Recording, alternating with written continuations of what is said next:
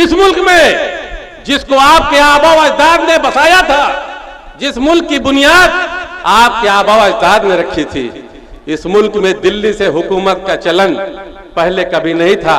आपके आबा अजदाद ने इस मुल्क की राजधानी दिल्ली मुकर्रर की थी।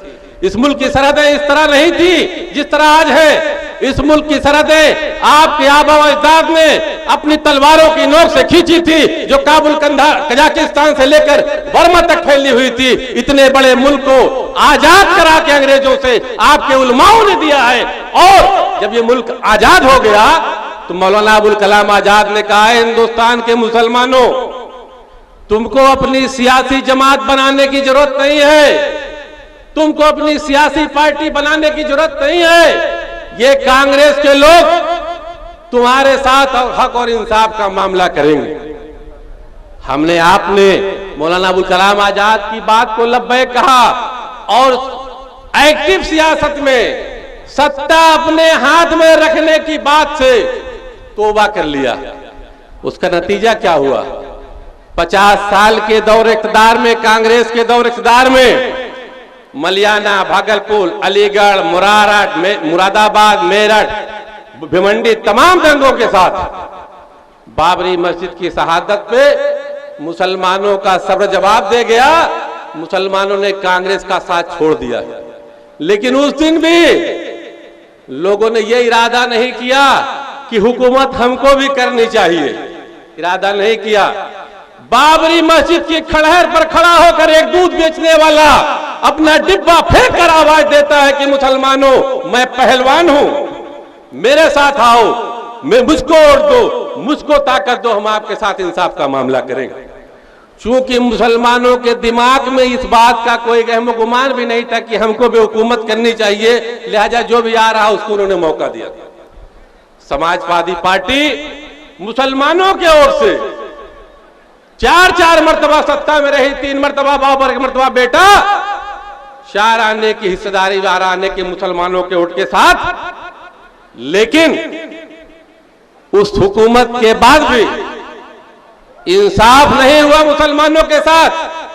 अगर हिंदुस्तान का मुसलमान यह समझता है कि गुजरात का कातिल नरेंद्र मोदी मुसलमानों का सबसे बड़ा दुश्मन है, तो गुजरात में सिर्फ 2500 मुसलमानों का कत्ल हुआ था और उत्तर प्रदेश में मुल्ला मुलायम सिंह की औलाद अखिलेश यादव के मुजफ्फरनगर में 3000 मुसलमान कत्ल किया गया और 5000 लोग आज भी बेघर टहल रहे।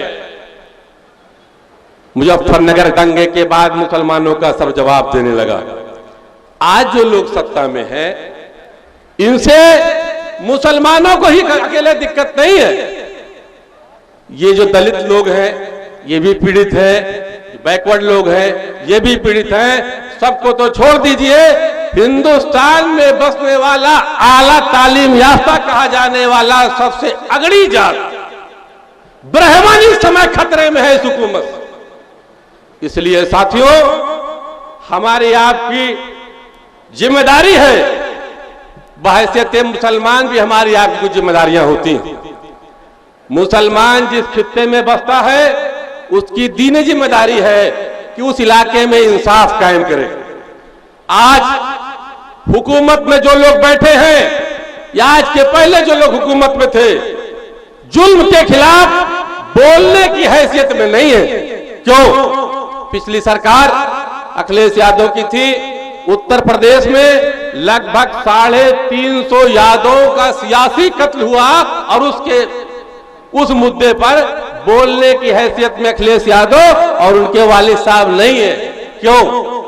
अपने दौर इक़्तिदार में समाजवादी पार्टी के बाप बेटों ने इतना लूट घसोट किया है, इतना बदनवानियां की है, सरकारी खजाने में इतनी डकैतियां की हैं कि इनको डर है कि अगर हम जुल्म के खिलाफ इस हुकूमत से लड़ने खड़े होंगे तो मेरा अंजाम लालू प्रसाद यादव जैसा होगा। अपने डर से यादव की हिफाजत में समाजवादी पार्टी के लोग नहीं बोल पा रहे हैं। हमारे आपके बारे में क्या बोलेंगे? यही हालत दलित रहनुमा सुश्री मायावती जी का है। उत्तर प्रदेश में दलितों के साथ जुल्म हो रहा है और मायावती अपने एसी के कमरे से बाहर निकलने की तो बात छोड़िए, अपने मोबाइल पे ट्वीट तक नहीं करती। क्यों? को मालूम है कि हमने अपने दौर इक़्तिदार में जो डकैतियां की हैं उसका हिसाब यह हुकूमत मांगेगी। आज जरूरत इस बात, भारतीय जनता पार्टी चाहती ये है कि समाज को हिंदू मुसलमान में डिवाइड कर दिया जाए। सपा बसपा के लोग चाहते हैं कि समाज को कास्ट में डिवाइड कर दिया जाए।